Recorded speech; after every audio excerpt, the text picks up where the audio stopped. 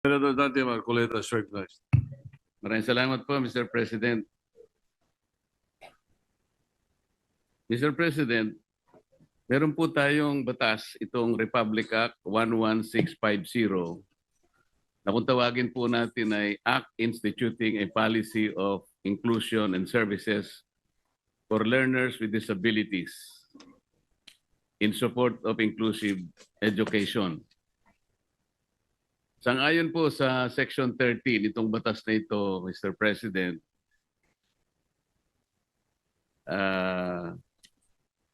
ito po ay naglalaman ng program support budget na kung babasahin po natin ay ganito po ang nakasulat dito: to ensure the institutionalization of services for learners with disabilities, a PSB, meaning to say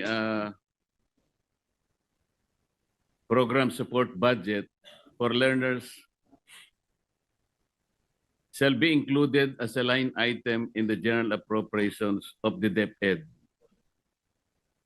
I'd like to find out, Mr. President, dito po sa ating pinag-uusapan o kinukonsider na 2026 budget, particularly on DepEd, meron po bang line item ang PSB, Mr. President? Sang-ayon po sa itinatakda ng batas na ito. I'm gonna look into it, Mr. President. Right now, I'm not aware of that line item in our NEP, Mr. President, but I'm going to look into it, Mr. President. Kasi po, Mr. President, napansin ng representasyon na ito na meron po tayong budget for learning materials for learners with disabilities. Pero wala pong specific line item allocation, halimbawa, doon sa child fine system. Ito po ay napaka-importante, Mr. President, kasi kung wala naman itong child fine system, hindi rin po natin malulocate o ma-identify kung ilan po yung mga mag-aaral natin na merong disabilities sa buong bansa, kung nasa ang eskwela po sila. At hindi rin po natin malalaman kung ilan ang mga naka-enroll sa mga eskwelahan. So mahihirapan po tayo kahit na alam natin na napaka-importanting masuportahan po natin lahat. Ngunit kung hindi naman po natin alam kung sino-sino sila at kung nasaan sila, sapagkat wala nga pong line item na nakalagay sa budget, ito naman po itinatadhana ng batas, mahihirapan po tayo, Mr. President. This representation tried since last week to inquire from the LBRMO kung talaga pong nakapaglagay ang DepEd ng line item ayon po sa itinatadhana ng batas. Ngunit hanggang ngayon po ay mukhang sila'y nahihirapan din na tingnan mula sa DepEd. Parang wala nga po, Mr. President. Mr. President, meron po. Ito pala, DepEd budget 100 million pesos for 2026 sa NEP, Provision of Learning Resources for Learners with Disabilities. Sa NEP po yun, Mr. President. Kung titignan po ninyo sa HGAB, nawala po yun. Yun po yung hinahanap natin. Ayun, na magic. At ang nakikita po nating malinaw, materialis po for learners for disabilities. Maliwanag po yun. Ngunit kung ang pag-uusapan natin para malocate po natin, nasaan po lahat ang mga mag-aaral po nating may disabilities, wala po tayong magagamit na pantustos dyan sapagkat wala po yung child fine system. Hindi lamang po yun, Mr. President. Sana'y nagkakamali po ako pero wala rin po yung hiring of specialists for diagnosis and assessment of LWDs and the prescription of appropriate intervention. Sana nagkakamali din po ako, Mr. President, na wala din po yung to defray expenses in the delivery of related services stated in Section 4P. Ito nga po yung sa transportation and various developmental, corrective and other support services for student with disabilities. Mr. President, kung wala po ang line item na ito na napaka-importante, kahit na po magsama-sama tayong lahat dito, ipahayag natin ang ating interes na tulungan ang ating mga mag-aaral na may disabilities, ngunit may kakulangan po sapagkat na maring kaligtaan po. Napaka-importante po ng line item na ito. Mr. President, kaya ko lamang po sinubukan na maalaman talaga. Sana po ay makita na po natin. Kahit na po tapos na yung individual amendments, Mr. President, siguro po ay ang representasyong ito isusulat sa ating chairman para sa ganon makahanap pa po tayo ng fiscal space. Nakita ko po kasi yung opisina po ng PCO na nagka-doble-doble po yung paglalagay po nila ng gastusin tungkol sa pag-host natin ng ASEAN. Binabalak ko po na meron po akong dinrap na sulat, baka sakaling doon po natin makita. Kung sakasakaling ito pong tatlong items na ito ay talagang hindi na ilagay na line item sa ating GAA na kinukonsider for 2026, Mr. President.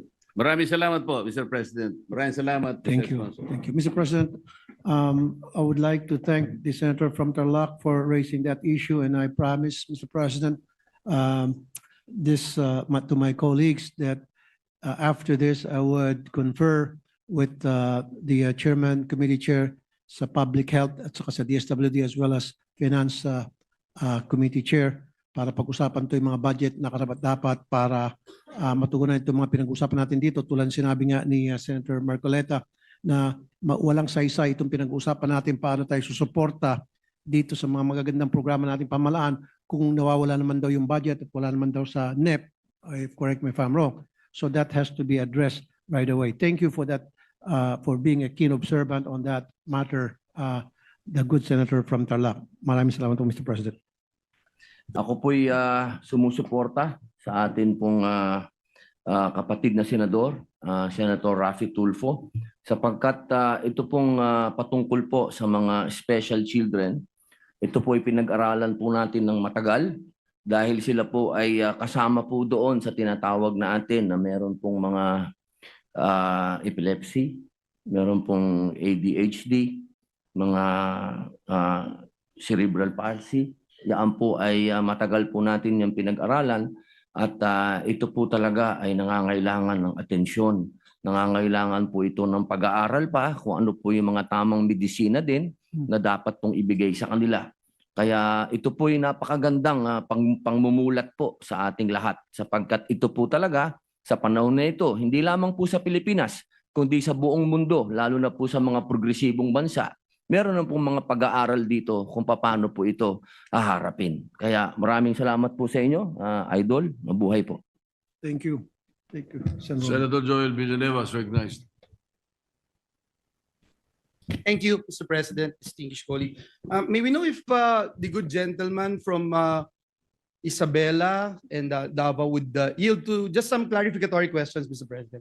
Yes, sir. Anytime. Thank you very much, Mr. President. At the onset, may I just put on the record my sincerest thanks and gratitude and put into the records of this August chamber my support to the good gentleman for his passion and dedication to really help our kababayans with special needs.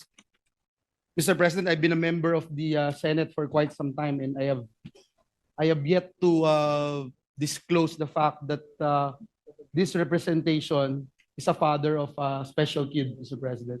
This is the first time I'm disclosing it, Mr. President, and I'd like to thank the gentleman for his efforts and his desire to help our children with disabilities, Mr. President. Marami hong kailangan pang gawin. Personal experience, yung hirap, sakripisyo, at yung challenge, Mr. President, to have a special kid, Mr. President. So yung first question ko lang, Mr. President, if the good gentleman is aware of the previously passed law na pinasaho ng Kongreso, yung pong inclusive education, at ano po yung update kung meron man dito para matulungan yung ating mga kababayan with disability. Ang problema ho kasi lagi, syempre Mr. President, distinguished colleague, yung pondo, but at the same time yung challenge on how they're going to implement the law, Mr. President. I can see for the record the chairman of the Senate Committee on Education nodding his head, because even for example, if you wanted to put up a developmental center in a particular town, Mr. President, doon po sa poblasyon, kunyari, Mr. President. Tapos, yung mga kababayan po natin ay galing sa iba't ibang barangay. Ang lalayo po nila, Mr. President. So, hindi naman ho sila lahat makakapunta doon sa isang lugar, no, na ng poblasyon dahil una, wala nga silang pang tricycle patungo ho doon. But at the same time, siguro yung susunod na question ko po, pangalawang question is, gaano yung shortage na tinitignan natin when you talk about occupational therapists, speech therapists, etc., Mr. President? Thank you, Mr. President. Thank you, Mr. President. Tama po kayo, kulang na kulang po yung mga professionals na para tumugon doon po sa mga pangailangan ng mga children with disabilities, at kulang din po yung budget na nakalaan. In fact, maganda nga po yung during the budget hearing na suggestions 10,000 per month one time. Kaya sabi ko dapat madagdagan yon.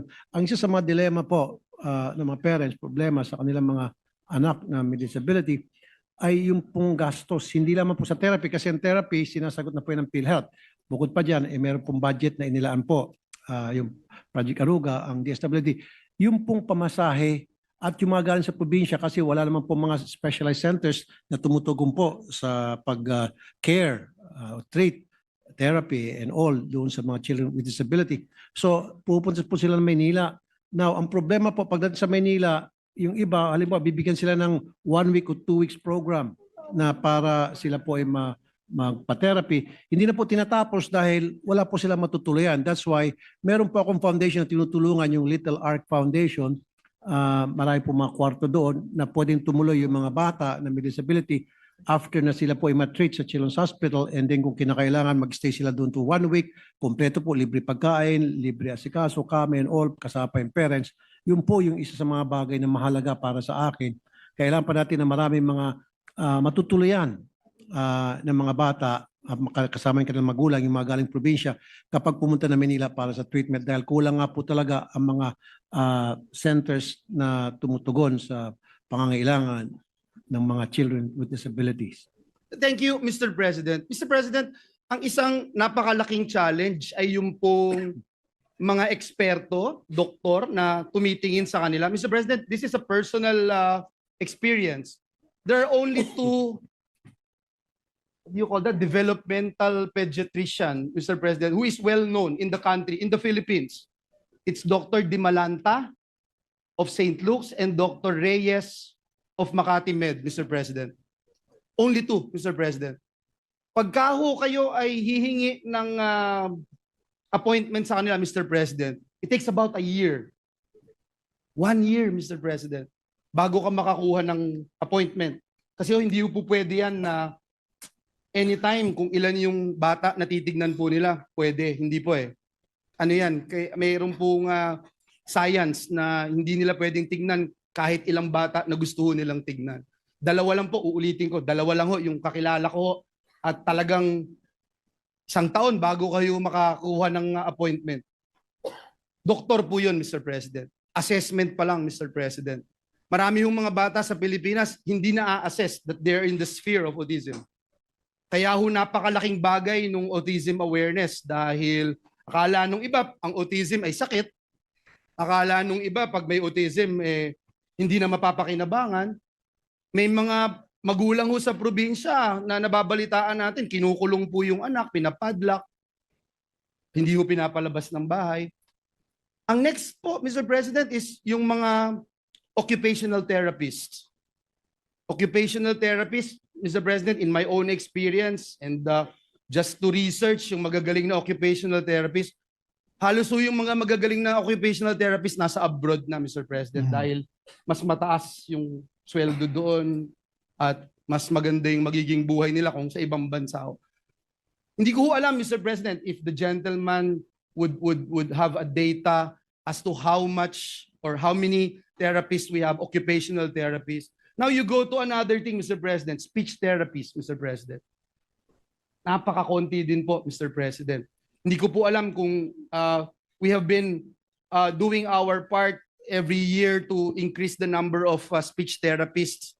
Ganun din ho yung problema. So, Mr. President, I don't know if the gentleman can answer my question kung ngayon po may update po ba siya or anything na ilan ho yung shortage ng occupational therapist, ilan yung shortage ng speech therapist, at dun po sa pinapanukala ng ating kaibigan, Senator Raffy Tulfo, paano ho ito tutugunan? Ito pong shortage ng ating human resources ng pamahalaan, ng gobyerno para tugunan at i-address ang problema at challenges that we are facing in so far as special needs is concerned. Thank you, Mr. President, for that very excellent observation. Tama ka talaga, tumpak na kulang tayo sa mga expert pediatrician na tumutugon po sa mga bata with special needs tulad ng mga children with disabilities. In fact, nabanggit mo, meron 2 na pediatrician na buwan bago ka makapag-appointment sa kanila. Pero meron naman din po sa Children's Hospital, sa mga ibang ospital, hindi naman siguro kasing galing nung nabanggit niyong 2 expert pediatricians. Meron pa rin naman siguro, meron naman tayo sa Children's Hospital and other hospitals. Kaya nga lang po, medyo may kamahalan at yung problema ay yung challenges ay pagpunta doon at pamasahe at pag-stay. Now, shortages, yes, you're right. Meron po. At again, tama rin po kayo na imbis na pakinabangan natin yung mga magagaling natin, mga pediatricians, mga physical therapists, occupational therapists, they tend to go abroad as opposed to staying here. Kasi nga po, mas malaking ang bayad doon sa abroad at hindi po competitive yung salary na kukuha nila dito. That's why pupunta sa ibang bansa. So that is something na dapat magkaroon ng programa ang ating pamahalaan para tugunan yung issue yan na kung paano ma-hold natin yung mga experts, mga pediatricians na para makadagdag tulong sa pangangailangan ng mga children with disabilities. Mr. President. Thank you, Mr. President. Let me just end by saying I am in full support of the measure that our good colleague is pushing. It is also important to again emphasize the need for us policymakers to look into this, the need to address the shortage of experts, developmental pediatricians, therapists, occupational therapists, speech therapists, etc., Mr. President, because this is very important, Mr. President. Yung mga kabataan natin, sinasabing pag-asa ng ating bayan, sabi ni Dr. Jose Rizal ng ating pambansang bayani, at naniniwala po tayo na yung mga kabataan ay hindi lang pag-asa ng bayan, kung hindi sila po yung may-ari ng kinabukasan. At tayo po bilang mga policymakers, I hope, Mr. President, that we can do better, Mr. President, for the next generation. And again, I thank the good gentleman from Isabela and Davao for this opportunity. Maraming salamat po, Ginong Puno. Thank you. Thank you, Mr. President.